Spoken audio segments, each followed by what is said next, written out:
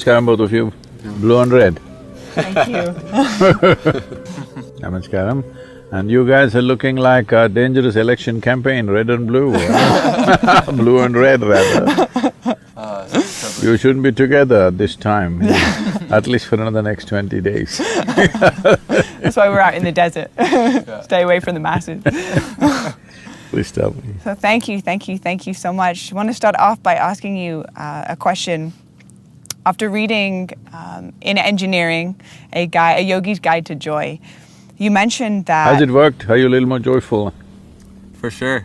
It's dramatically changed my life. Like the morning practice and just cultivating that morning practice in the morning has exponentially elevated my frequency. Therefore, everything that I have touched from that place has felt like it's been like the Midas touch. And it is cultivated over a period of time and devotion and so… No, Midas did only magic. This is mysticism, this is real. This is not stage managed. Yeah. See, in the open desert also it works. Do you believe that magic is not real? When you use the word magic, usually it's on stage, set up. But life is a different kind of magic, it's mystical. So this doesn't need a stage. The very cosmos is a stage, it's happening in various ways. So in the book you mentioned that the word spirituality or spiritualism has been corrupted. I'm curious, from your perspective, what is true spirituality? Well, let me give a very technical kind of answer to this, because if you say anything more poetic, people will distort it again. So this is one reason why, though it is natural for me to express myself in poetry in beautiful ways, which I did at one time. But when I saw that if I want to reach the world in a big way, I have to make it very technical, take off all the aesthetic, take off all the beauty, which I still do in closed programs and in closed events. But the larger world, we presented this as in engineering, because you can't distort engineering, it either works or it doesn't work, making it that simple. Okay? Poetry, art, beautiful, but will everybody get it is a big issue, okay? So having said that, a technical, absolutely technical definition of spiritual process would be this. There is a physiological process which you call as the body. There is a psychological process of thought and emotion going on. If you transcend these two, if somehow your experience of life transcends these two, that an experience which is not body-based, an experience which is not of the psychological structure, if this happens, then you are spiritual, because something beyond body and mind has happened. Why is it important that something beyond body and mind should happen is because both your body and mind are accumulations that you gathered, and you're mistaking it for a cosmos. What you created is not the creation per se. So there is a creation, there is a force called creation, which is not that creation happened at some time. It's happening in a tremendous way every moment of our life. But only few people are conscious of it. Rest are busy with their physiological and psychological processes. Their entire life is dedicated to manage their body and their mind. When I come to America, particularly California, I'm amazed after living here, affluent lives, still the most fascinating thing for most people is food. It's I'm sorry.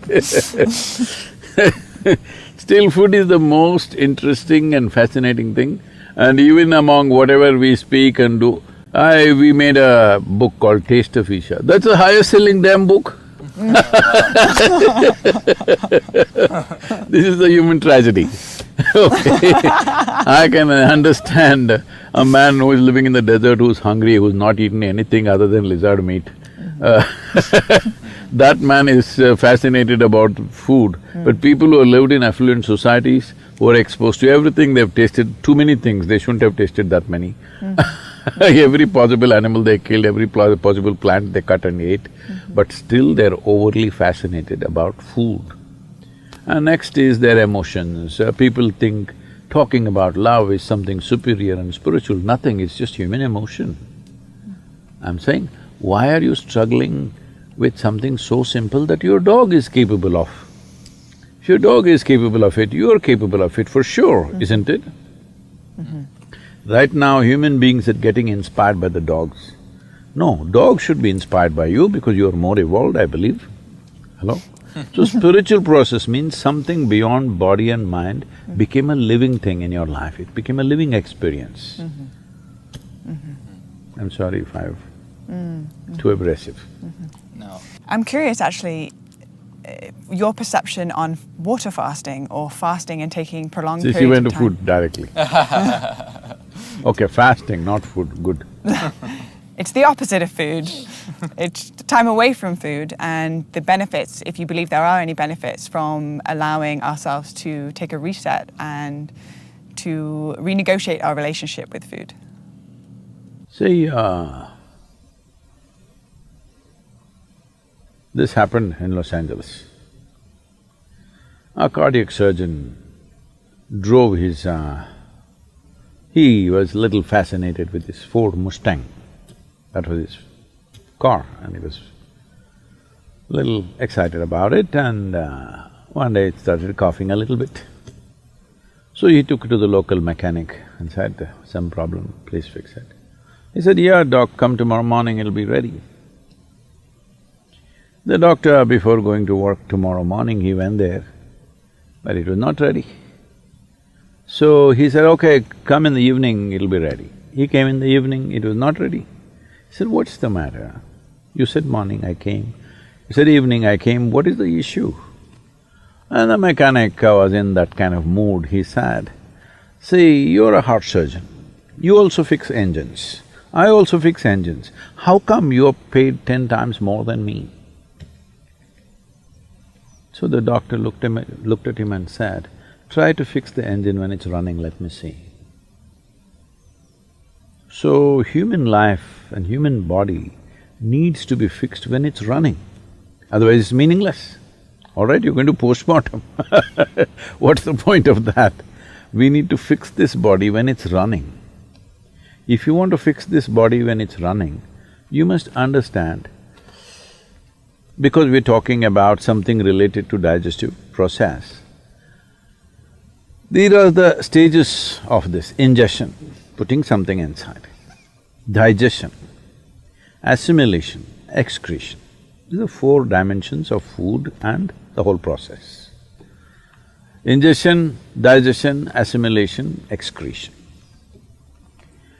Ingestion is happening in today's world just about any time, wherever they are, sitting, standing, any time of the day or night, people just eat because there's so much food.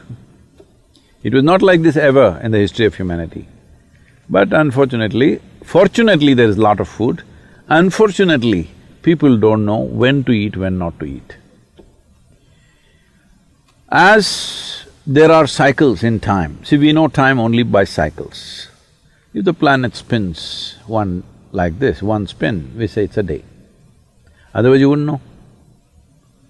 If the moon goes around, we say 1 month. If we go around the sun, then we say 1 year. So our idea of time is essentially cycles.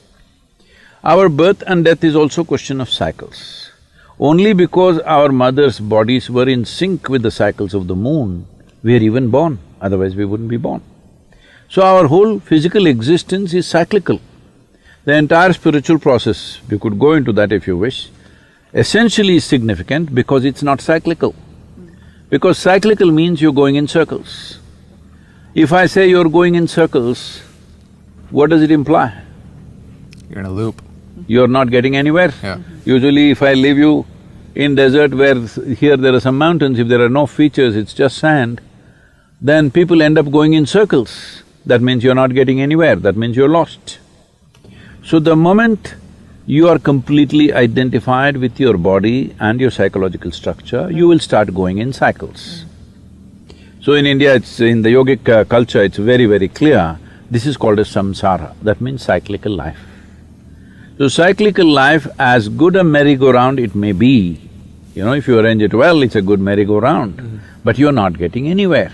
Children can enjoy a merry-go-round. If all the adults are sitting in the merry-go-round and going round and round thinking they're traveling, oh, very tragic, isn't it? So that's what happens. So the body is a cycle. These cycles are very connected with the planetary cycles, with the moon cycle, with the sun cycle, everything. Lunar cycle, solar cycles and the earth cycles are very important for the body. If one has the necessary awareness, they could observe on which day your body doesn't need food. Every other creature knows this. Unfortunately, human beings have forgotten because their thought process or their silly mind has superimposed every other sense they have in their system. If you observe your system, you will see on a particular day, you don't feel like eating. That day you should not eat. But no, you're at your friend's house, there is a party, you stuff yourself, even if your body says no, you stuff yourself. You see all the animals, even if you have a dog at home, on a certain day he refuses to eat, both dogs and cats. Have you noticed this? He will go and eat some blades of grass if it's available and puke and cleanses himself because he is conscious that ingestion is continuously happening, but digestion and excretion is not as efficient as ingestion. Ingestion is happening compulsively, but other parts need to work. Other dimensions of digestive process needs to work. When we say digestion, digestion happens in the whole alimentary canal, not just in the stomach. And assimilation also happens across the entire alimentary canal. Now, excretion doesn't happen only through the alimentary canal, excretion needs to happen on the cellular level also. Impurities gather over a period of time and you become dense both in body and head. If you don't cleanse yourself, then it'll pile up over a period of time. We call this karma. Because when it piles up, it determines the way you think, feel, understand and experience life. People may not realize this, but they will think, this is how I am, this is my nature. This is not your nature, this is the way you messed yourself, all right? So this cleansing process, one important thing is to give a break for ingestion. Because other systems are largely involuntary, you can stimulate them, but they're involuntary, they're functioning. Ingestion is a voluntary process, though unfortunately for most people it's become compulsive. It should be a voluntary process, that is, I eat when I want to eat. When I decide I want to eat, I will eat. My hand doesn't decide when to eat. If there's anything, people are doing this all the time. I relate. I think if we leave a bunch of good chocolates around you, your hand will eat, not you. So ingestion should be a conscious process. To bring this consciousness, there are many methods. One is fasting. Simply denying yourself food and water could cause damage to the system. You must support it with the necessary practices. If you have the necessary practices, the need for food will come down. See, our energies are not coming only from the food that we eat. The sunlight, the air, the water, actually, if you… in the yogic sciences, we say, if you really keep your system well, 60 to 70% of your energy should come from these three factors: sunlight, air, water. Another 40% should come from the food that you eat. So naturally, amount of volume of food that you eat will compress. I must tell you about myself. When I was young, I'm a big eater. I never became big because my activity was immense. But today what I eat is actually 1/10 or less than 1/10 of what I used to eat at that time. From the age of 19 till now, I'm still the same weight, what I was at 19. Only thing is, at that time, all the weight was on my shoulders. Now because of this gravity continuously working on me, kind of pulled it down a little bit. But I kept myself up. So fasting as a process must be done with necessary understanding. If people don't have that awareness, in India we fixed the 11th day of the moon cycle, you must fast. If you're not able to fast, you go on something very light, it's called palhar. That means you go on fruit diet. Because fruit is a substance which is over 90% water, and you must eat water, not drink water. This is the yogic science. As far as possible, you eat water. You always be conscious about the food that you're eating, what is the water content. Like a South Indian meal, if you eat, a cooked meal I'm talking about, if you eat, very easily 60–70% water. In fact, more. In some of the foods, it's much more. But now the food that you're eating here, you're eating bread, which was baked a month ago probably. Is that minimum? Even in so-called organic shops, it's at least a month or at least a week. Yeah. Nobody is going and getting fresh bread and come, and anyway, the way the bread is baked, it doesn't have water in it, very, very little water. So of course you're compensating that with a bucket of Coca-Cola or something like that. Right? Yeah. I said a bucket, not A bucket is a good amount of Coca-Cola. Where is this big? Yeah. So, but that doesn't work like that. If you drink any liquid along with your food, the acids that are necessary for digestive process will get diluted. Your whole digestive process gets inefficient. Because food, when it goes in, if it contains water, it assists. But if you put any liquid on top of it, you will see the food will remain in the stomach bag for too long. We are very concerned about this always in the yogic culture and life, that we don't want food to remain in our stomach bag for more than 2.5 hours maximum. In 2.5 hours' time, it doesn't matter what I've eaten, how much I've eaten, it must go into other parts. If it remains there, it makes you dull. It makes you lose your sense of perception. The level of perception, the keenness of perception is lost, which you notice if you eat food without Coke or coffee or tea or anything, you feel dull. It kind of pulls you down. Whole lot of people have developed a culture around it, after lunch they have to sleep. It's like you went to the gas station, you fueled up, then you can't start the engine because there is a gas in the tank. Yeah. So that's what it means. So, to ensure that digestive system is in full process, because for most of the chronic ailments that people are suffering today in the world, the headquarters is in the stomach. Yes. But a lot of people, it's shifting to their head, but largely headquarters is in the stomach, what they eat and the way they eat. Yeah. So in this way they eat, one simple thing to bring discipline is, maybe 1 or 2 days in a month, you go on much lighter foods which are very simple and easy on the body. If you can just thrive on water or just a little bit of lemon and water or little lightly honey-laced water, it will help, but if it's not possible for you, maybe a fruit or something, which is very, very light on the system. The idea is to give digestive process and assimilation process a break so that rest of the body begins to excrete. On the cellular level, it must throw out all the impurities.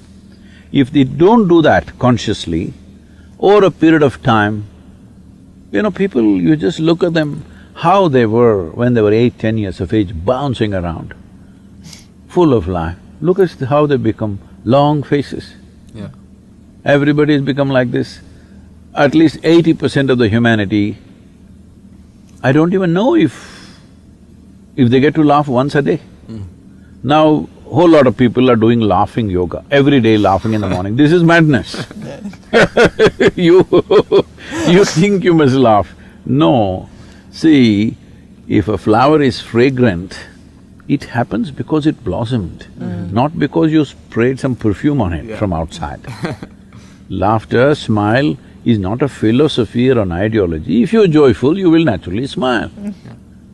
No, you must smile every day. This is stupid. When you speak about people not, they're so focused on the taste of food, right? They haven't been able to taste something beyond their own mind, body, thoughts, and emotion. And I look at what you're doing in the world and what Isha's doing in the world, and so many people, it's because it seems like they've tasted something beyond, right? And so in the spiritual process and in the pursuit of self-realization, I'd be curious for you to explain on what is the nature of what we are trying to self-realize. And to jump on that, in the same theme, I remember driving home from doing my inner engineering course in the car, and I was driving, and while I was holding the steering wheel, I was screaming out loud, "I love my life!" And I was so happy, filled with so much joy, that everything that was being taught in that course introduced me into a reality that was so far beyond anything that I had placed joy in, anything external, and it was very new for me. You must clarify that in your car you don't have a store of any bottles or pills or anything. You must clarify to the people because they won't believe. They won't believe that you could be just bursting with life without any chemical support from outside. We have come to such unfortunate levels that if you want to experience anything, to be healthful, chemicals. Over $1 trillion worth of pharmaceuticals, I think, are being sold every year. To grow food, chemical. To be peaceful, chemical. To sleep, chemical. To sleep. To be joyful, chemical. To know anything experiential. I know people are weaving philosophies how chemicals are the best thing you can do. Well, they want to sell something, I understand. But if a day comes, hope it doesn't, we are working to see that it doesn't. If a day comes where 90% of the humanity is consuming chemicals, either in the form of food or prescribed medication or backstreet stuff, whatever, it doesn't matter. If 90% of the humanity goes on chemical consumption, we are heading there very rapidly right now. If that happens, the next generation that we produce will be less than us. That's a crime against humanity. The next generation should be at least one step ahead of us. If they are behind us, that means we have committed a serious crime against humanity. That will inevitably happen if we go with these chemicals. Now that you brought this up, see, it's just this. There is no other phenomena here other than life. But unfortunately, you think the madness in your mind is a phenomena. It's not a phenomena. It's a silly recycle of the same old things, all right? Now, people taking drugs, the word that they use is they were experimenting. What the hell are you experimenting? People who are involved in sexuality, they're experimenting. I say, even the caveman knew what to do, all right? Except Mr. Adam, everybody else knew what to do. What are you experimenting now? Something that's been on for thousands of years, if you experiment with that now, that means you must be dumb stupid. It's all been experimented, isn't it?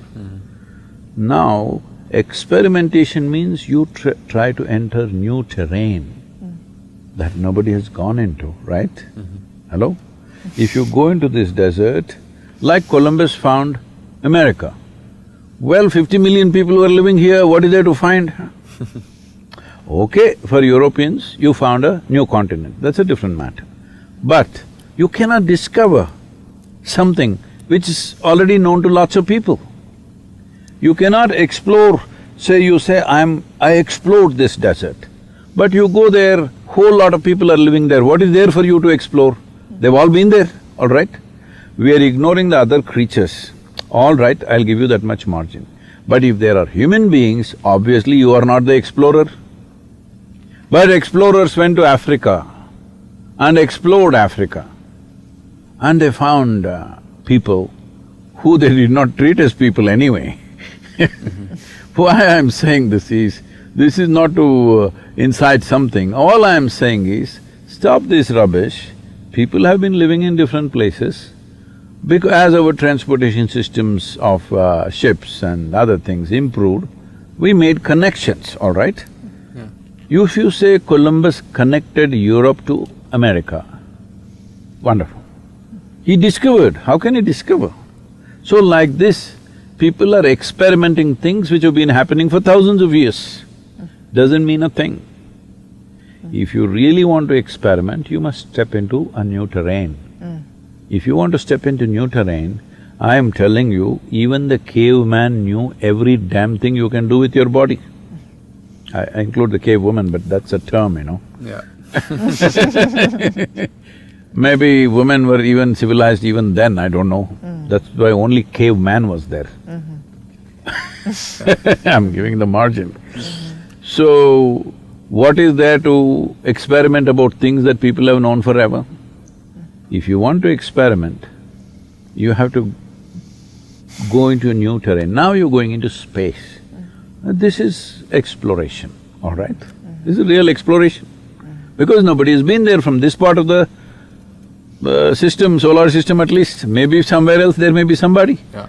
But right now, in our experience, it's a true exploration because we have not met anybody there. Similarly, if you go into a dimension which is beyond physicality and psychological space that you have, then you will see you will meet nobody. But that's a real exploration. And then you will become like, you cannot be not alert for a moment because everything is new. Everything is absolutely new. And everything is absolutely new terrain every moment of your life. So, that's how your sleep will go down, everything will go down, various other things that you are playing with all fall off. Not that you gave them up, they just fall off. People think somebody has renounced something. People keep on asking me, Sadhguru, why did you renounce your business and this and that? I didn't renounce the damn thing, so stupid it was, it just fell off. Yeah. It's like a child, a 5-year-old kid maybe having a little doll or something, what… the teddy bears are still there or Barbies have taken over, I don't know. Let's say a teddy bear, you're playing with it. On that day, if I take it away from you, oh, you would be deeply wounded. But do you know where your teddy bear actually went? Your favorite toy or doll that you could not live without at one time, somewhere it fell off, you didn't even care because you grew up, isn't it?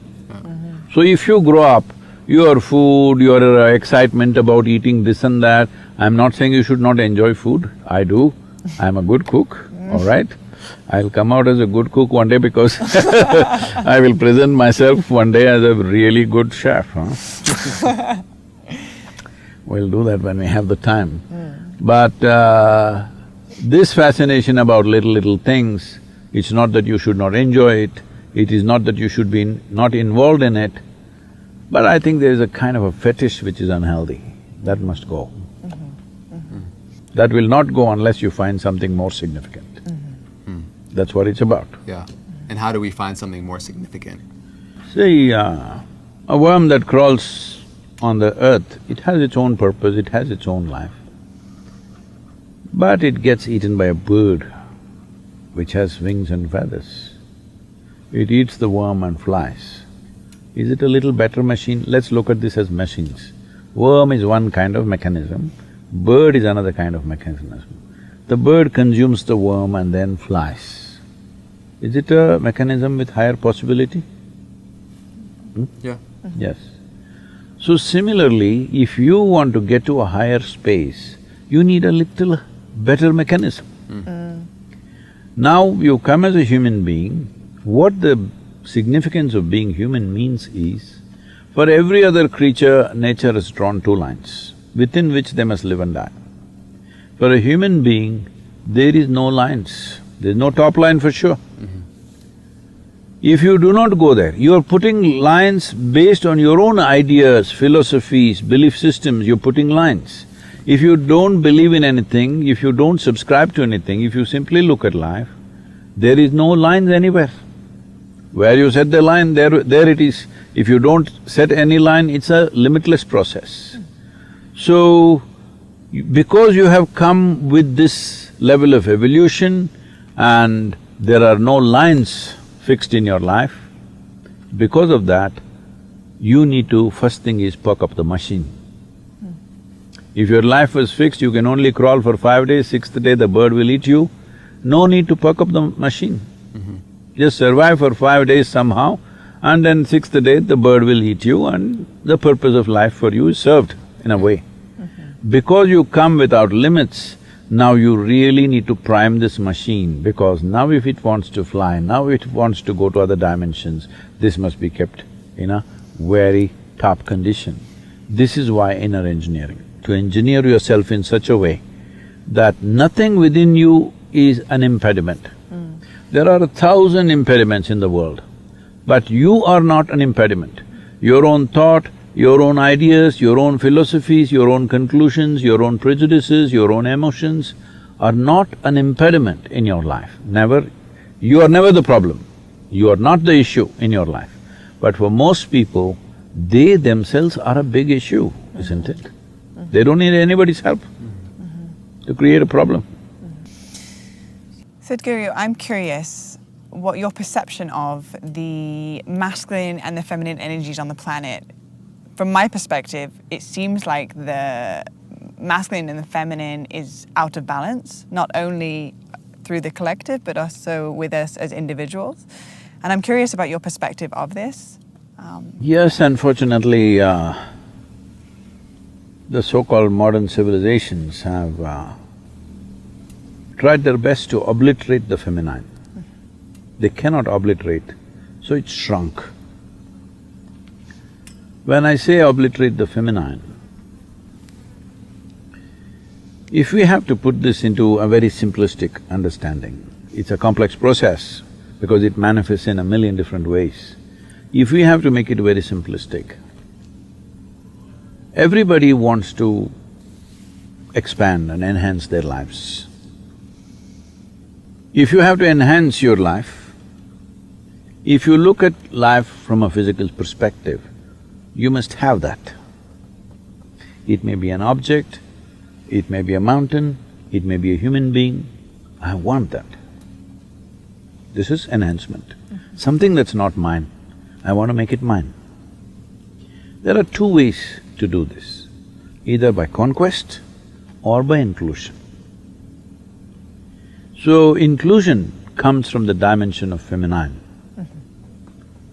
Conquest is very masculine. We can use this context to look at everything. There are many other more beautiful ways to look at it. Day after tomorrow, the Navaratri starts in India, 9 nights. This is completely dedicated to the feminine. It's a big festival across the country, so much cultural events and things, even in our yoga center, 9 days of celebrations. This time, people are not allowed, it's all online, but celebrations, music, dance, everything is happening. This is a time, whether you're a man or a woman, you do all the feminine things. Men will go out and make designs on the floor, they will sing, they will dance, they will make music, because the idea is, this time is coming after this autumn equinox. This is the time of the feminine. So it is celebrated in a big way, 9 days, there are 9 different types of goddesses. Fierce ones, terrible ones, beautiful ones, compassionate ones, very strong ones, all kinds. So if you look at many goddesses in India, this is something we must… which is completely missing anywhere else in the world, is many of our goddesses are like Rakini, Dakini, Lankini, Chandi, Chamundi, Chinnamasta, Kali, like this. If you look at them, they are fierce, blood dripping out of their mouths and, human skulls hanging around their neck and all that kind of imagery. Why this is done is because a whole lot of times, right through history of humanity, when a woman gets little strong, she was always experienced like this. She's troubled, she must be beaten, she must be burnt at the stake. All this happened because she exhibited certain strength. and it comes out in a certain way. So normally the term that is used in English, she literally bites your head off. So those ladies, the Indian goddesses, literally bite your head off, not metaphorically. But they're worshipped because the understanding is this, that what human competence is, what human intelligence is, what human genius is, need not be surrendered at the altar of good behavior. Good behavior, you can train your puppy for good behavior. The important thing about the human being in this limited amount of time and energy that we have, the highest possible genius should find expression. How it finds expression, we don't know. But that is more important than good behavior. This is why these goddesses are worshipped, they are not good behavior for sure. But they have a certain power, they have a certain genius, they have a certain capability. So you never surrender those things which will transform life for good behavior, which is just a pretension. This is not a license for you to behave whichever way you want. Wear a bunch of my French skulls around my neck because I bit their head off. Is that okay?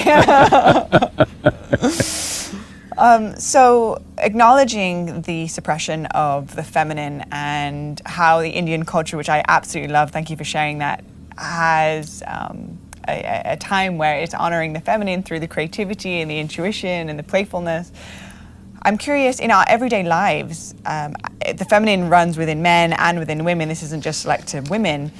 How can we support and activate the feminine within us as individuals to support the rebalance of the planet? See, feminine should not be mistaken as female. Female is a gender issue. Male, female is a gender issue. Feminine, masculine is the nature of the universe, the nature of creation is between two polarities of masculine and feminine. So, do not identify feminine with just women. Do not identify feminine or masculine with just human beings. It is everywhere. It is for you to recognize between these two polarities creation happens. Physicality cannot happen without polarities. Anything physical needs a polarity. Light and darkness, silence and sound. Even if you take electricity which we're using right now, positive, negative, otherwise there's no function, all right? So, it needs to be looked at in a broader way. If you're just thinking of this as, oh, okay, women can do this, women can do this, it's not about women. Feminine is not about man or woman. It is about the nature of life. If you have them in equal proportions, people will live a more balanced and fruitful life. Otherwise, they will live a very skewed life. Right now it's becoming like that because largely the structures of the society and the financial mechanisms and whatever else in the society which rules today's world is all created to fit a male into it, which is largely masculine. Now women want to be successful, so they're acting more masculine than men themselves. They are also like this. This is not the nature of the woman to do this at somebody, all right? But it's become like this. Now she wants to do all those very terribly masculine things. Well, the true loss to womanhood happens when we lose femininity, when we lose the value of feminine in the society. Unfortunately, some societies are moving in that direction. It's important to bring back that both these things are very, very valuable. Without it, we cannot be born, we cannot be nourished, we cannot be anything here.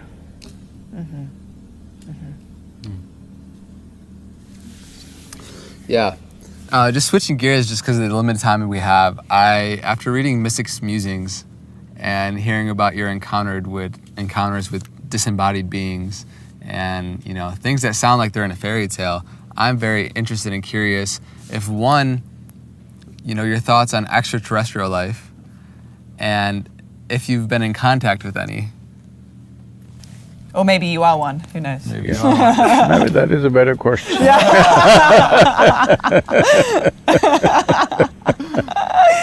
Am I looking extraterrestrial? I'm little extra on the terror, right? Well, I have a reputation of being very logically correct, which is important in this world today, though it's quite silly and limiting.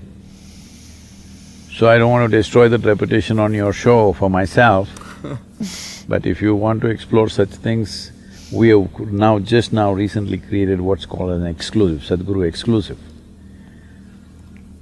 This is to explore those dimensions which don't fit into your logic. Because right now, most human beings are being constipated by their own logic. Logic is a wonderful thing to survive, to understand the physical nature. Because for logic you need two, as we just said, it needs masculine, feminine, it's light, darkness. Two polarities are needed for logic, otherwise there's no logic. But there are dimensions which don't belong to these polarities. Those dimensions cannot be explored in a logical way.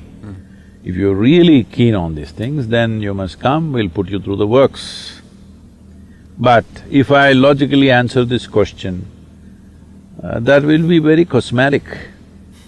It doesn't really get to the heart of the matter.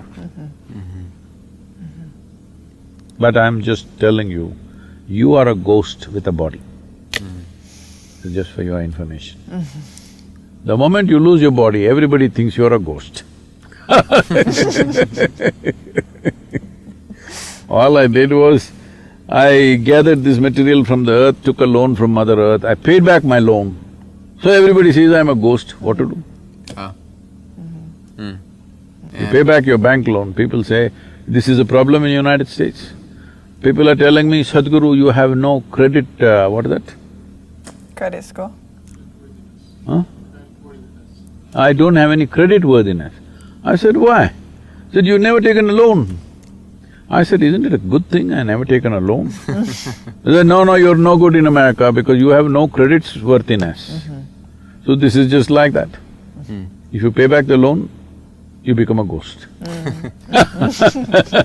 Now, I'm a ghost in the financial circuits of America because I have no credit footprint anywhere.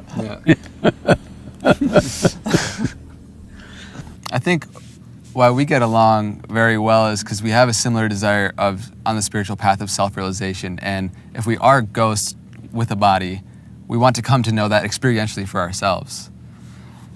And so, yeah, I humbly ask, how can we come to know that? Is it a matter of raising our energies to a certain level to then experience that, or what would that be? Yes, above all, see, as I said, what spirituality… the first question she asked, what spirituality means is, your experience of life is beyond your physiological and psychological processes. That means your experience, your ghostliness. We can call it your spirit, all right? We can call it your spirit, we can call it whatever you want, but there is just vocabulary. Essentially, you're experiencing something beyond your physical nature. That's the important thing. And anyway, this is some unsolicited advice I'm giving you. It's up to you what you do with that. You wearing rings on your thumbs is a very wrong thing to do. Metal on your thumb will bring that kind of energies to you that you cannot handle.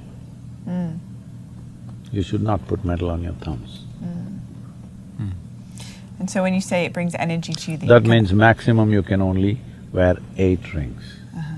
Otherwise you can go the Indian way and add another 8 to the toes. There also you must leave the big one.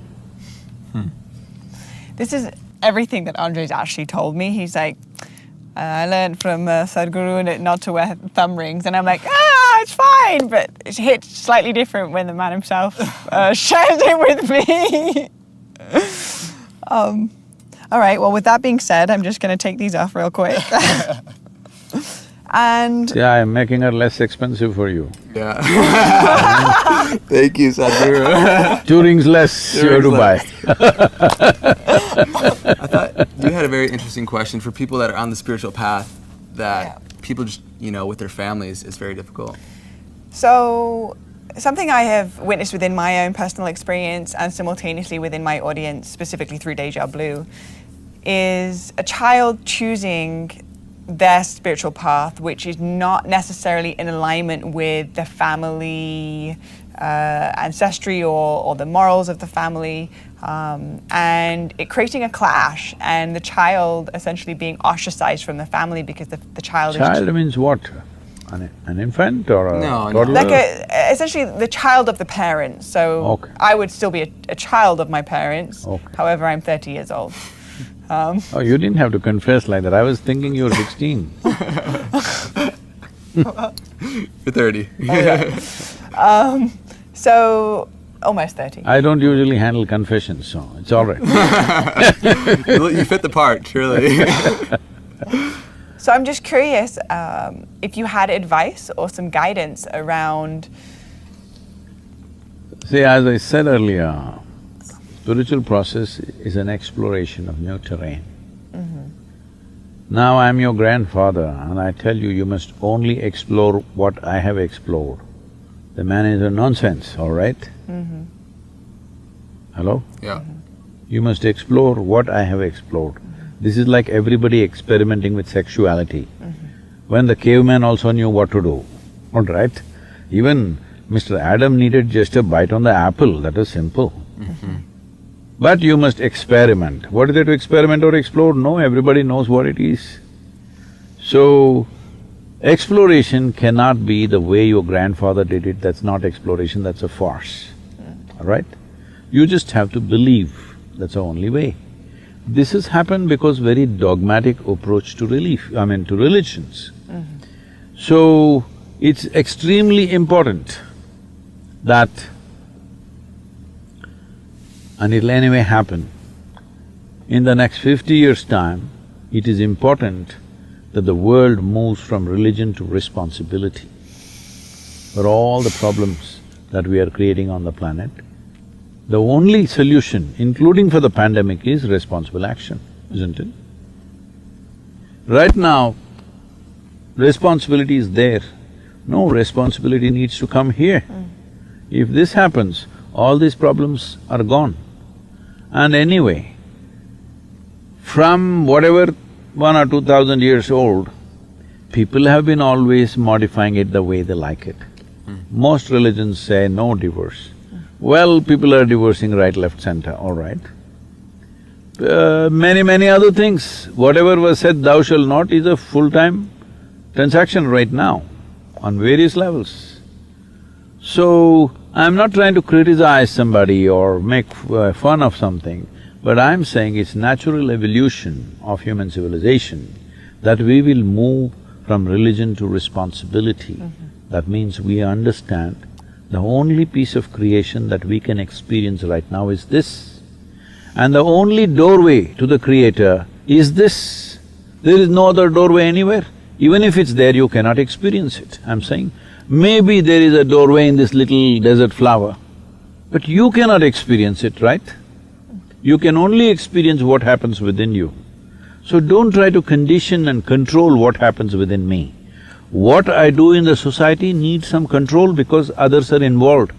What happens within me, don't ever try to control and condition this because it's nobody's concern what happens within me. When I say what happens within me, I'm not just talking about physiological and psychological stuff.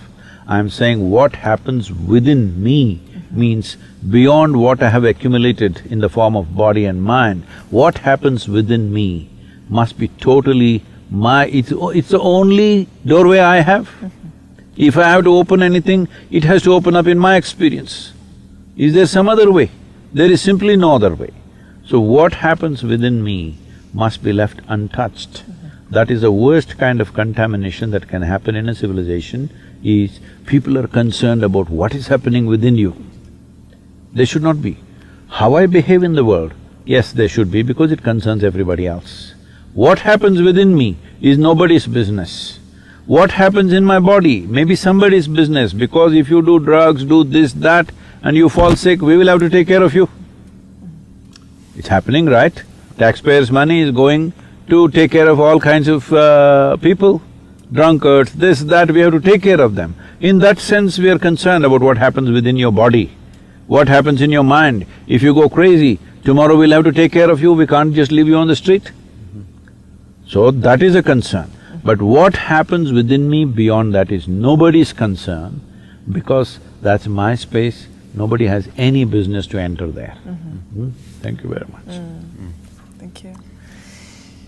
So, for everybody that's listening at home, wherever they are, my question to create a takeaway from this interview, No, don't… This is not a takeaway shop.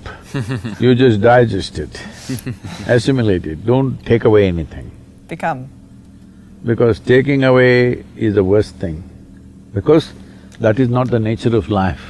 I'm just reminding you, because you're gathering all this, I don't know how many rings.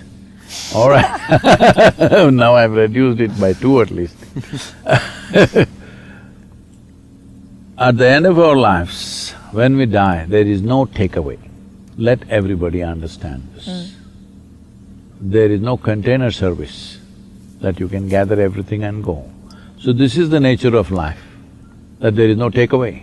So let there be no takeaway from this also. Namaskaram. Thank you.